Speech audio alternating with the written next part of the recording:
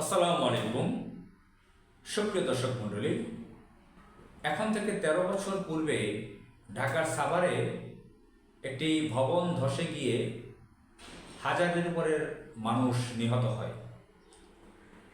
সেই ফ্যাক্টরিটার মালিক ছিল সেখানকার স্থানীয় পাতি এক সন্ত্রাসী, আওয়ামী লীগ সন্ত্রাসী রানা, তার নামে রানা প্লাজা। একটি দুর্বল স্ট্রাকচারের ভবন ছিল, সেখানে প্রায় ১১০০ প্রায় বা তারও বেশি মানুষ হতাহত হয় সে ভবন ধসে। সেদিন বন্ধের দিন ছিল। সে বন্ধের দিনে সেই কর্মচারীদেরকে, যারা ফ্যাক্টরির শ্রমিক, তাদেরকে বাধ্য করেছে সে ফ্যাক্টরিতে আসতে মিছিলের জন্য। আওয়ামী লীগের মিছিল করতে হবে, এই জন্য ফ্যাক্টরিতে ডাকা হয়েছিল তাদেরকে।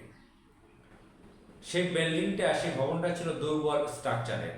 3টি ফ্লোরে জেনারেটর ছিল। জেনারেটর 3টা চালু হওয়ার পরপরই ভবনটা ঝাঁকুনি লেগে ভবনটা ধসে যায়। মুহূর্তেই শত শত মানুষ প্রাণ হারায়, নিহত হয় নির্মমভাবে। তো এখন পর্যন্ত সঠিক সংখ্যা আমরা জানতে পারিনি, কারণ আপনারা বাংলাদেশের ব্যাপারে জানেন যে লঞ্চে দুর্ঘটনা হলে,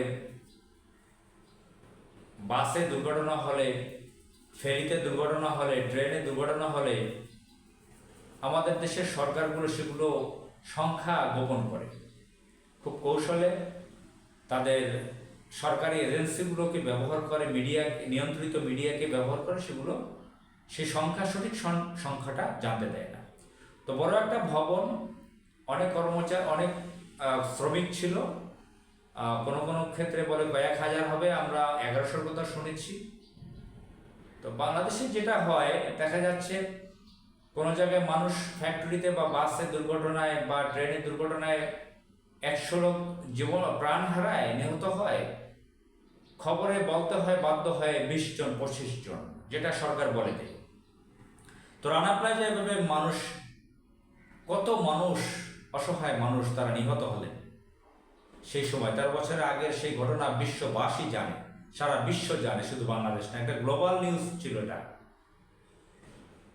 তো সেই নির্মম ঘটনার ১৭ দিন পর একটা নাটক মঞ্চস্থ করেছে সেই সময়ের আওয়ামী লীগ সরকার, ফ্যাসিবাদী আওয়ামী লীগ সরকার। আপনারা জানেন সেই নাটকটি ছিল রেশমা নাটক। রেশমা নামের একটা শ্রমিক ছিল,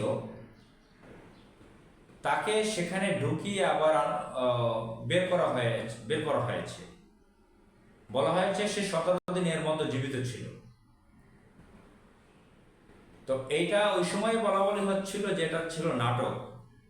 এখন আজকে আমি যখন কথা বলছি, আজকে হচ্ছে ২৪ এপ্রিল ২০২৬। আজকে দৈনিক আমার দেশ পত্রিকার ফার্স্ট পেজে এটা নিয়ে একটা নিউজ ছাপা হয়েছে আজকে। তো এই নিউজে রেশমার ব্যাপারটা এসেছে। রেশমার ব্যাপারটা যেটা নাটক ছিল, সেটা এখন আমাদের বিচার বিভাগ, আমাদের ল এনফোর্স, আমাদের তদন্ত কমিটি, যাই বলে না কেন, অর্থাৎ কর্তৃপক্ষ সংক্ষেপে বললাম, তারা তদন্ত করে, ভেরিফিকেশন বলেন, যাই বলেন, এগুলো করে দেখেছে যে রেশমার ব্যাপারটা আসলেই নাটক ছিল। তো রেশমার ব্যাপারটা কে সাজিয়েছে? জাহাঙ্গীর কবির নানক, কুখ্যাত সন্ত্রাস কিলার, এখন ভারতে পলাতক, কুখ্যাত আওয়ামী লীগ সন্ত্রাস কিলার, খুনি। আপনারা জানেন যে গান পাউডার দিয়ে কিভাবে ডাবল ডেকার বাসে আগুন দিয়ে ১১ জন মানুষকে পুড়িয়ে ছাই করেছিল এই জাহাঙ্গীর কবির নানক। পিলখানার যে ট্রাজেডি, যে ম্যাসাকার, সেটার সাথে সে যুক্ত।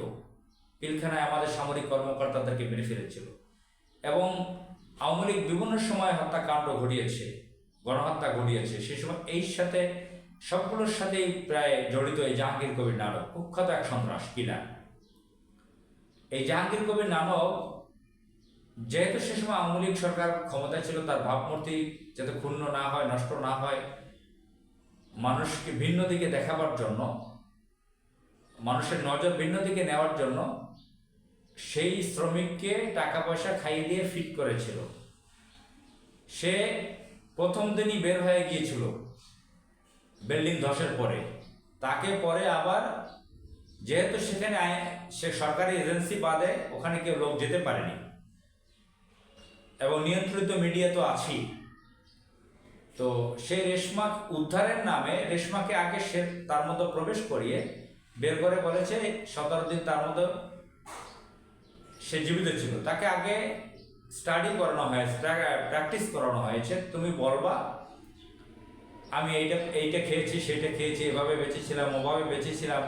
আবার সে বের হয়ে শেখ হাসিনার সাথে কুখ্যাত কিলার, সেই চরম চরিত্রহীন নষ্ট নারী শেখ হাসিনা প্রধানমন্ত্রী চেয়ারে ছিল, তার সাথে কথা বলতে চাইল। কি ধরনের চিন্তা করেন, সে শেখ হাসিনার সাথে কথা বলতে চাইল, আবার তার সাথে কথা বলবে। তো এই হচ্ছে অবস্থা। সেই শেখ হাসিনাকে খুশি করার জন্য, ভারতের সরকারকে খুশি করার জন্য এই জাহাঙ্গীর কবির নানক এই কাজটা করেছিল। যেহেতু ভারতের এজেন্ট হিসেবে কাজ করতো আওয়ামী লীগ সরকার, শেখ হাসিনা, সেই সরকারের ভাবমূর্তি নষ্ট হওয়া মানে দিল্লির ভারতের ভাবমূর্তি নষ্ট হওয়া, তার সমস্যা হওয়া, তো এই কাজটি করেছিল। দেখা গেছে মানুষ তো বুঝতেই পেরেছে, তার পরিষ্কার পরিচ্ছন্ন কাপড় চোপড়, তার নখ কাটা, তার চুল কাটা, সব কিছু টের পেয়েছিল। কিন্তু তারপরও রাষ্ট্র ক্ষমতায় যেহেতু ফ্যাসিবাদ আওয়ামী লীগ, মানুষ ভয়ে মুখ খুলতে পারেনি। অবশ্যই আন্তর্জাতিক বিভিন্ন মিডিয়া বলেছিল তখন যে এটা ছিল একটা নাটক, রেশমার ব্যাপারটা, এটা সত্য হতে পারে না, তারা বলেছিল। তো যাই হোক, আমরা এটা জানতে পারলাম। শুধু রেশমার ব্যাপার না, ওই সময় ফ্যাসিবাদের আওয়ামী লীগের সময় বহু নাটক ঘটেছিল। সেগুলো দেখা দেখি সেই যে বিএনপি তারাও শিখে নিয়েছে।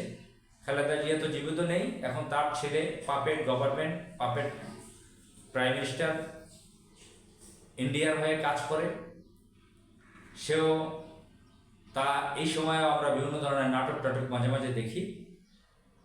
আরও হয়তো নাটক সামনে দেখতে হতে পারে। মহান আল্লাহ তাআলা এই বাংলাদেশকে রক্ষা করুন। আসসালামু আলাইকুম।